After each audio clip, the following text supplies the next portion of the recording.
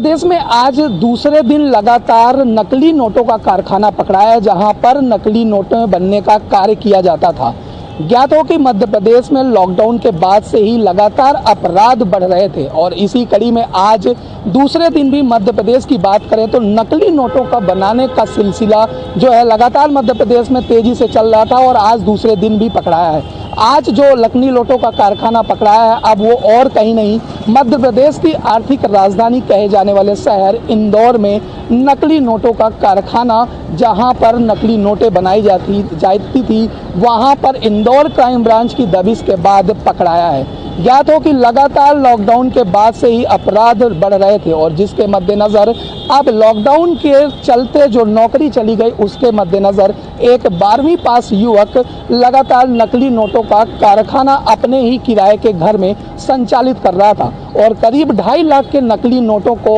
बनाकर वो मार्केट में उन्हें संचालित करने वाला था। लेकिन मुखबिर की सूचना के बाद इंदौर क्राइम ब्रांच ने हालांकि उसे उन नकली नोटों को संचालित करने के पहले ही धरपकड़ कर ली। उसके पास से लैपटॉप और प्रिंटर भी बरामद हुए हैं, साथ ही नकली नोटों का 2.5 लाख रुपए का बंडल भी पकड़ाया है, जिसके बाद इंदौर क्राइम ब्रांच ने हालांकि अभी उसे गिरफ्तार कर आगे की कार्रवाई शुरू कर दी है। लेकिन लॉकडाउन के बाद से लगातार मध्य प्रदेश में अपराध बढ़ रहे थे और इसी पर मध्य प्रदेश में अब नकली नोटों को बनाने का सिलसिला भी तेजी से चलने लगा है। जहां अभी पूर्व में ही बात करें तो मध्य प्रदेश के जबलपुर में नकली नोट बनाने का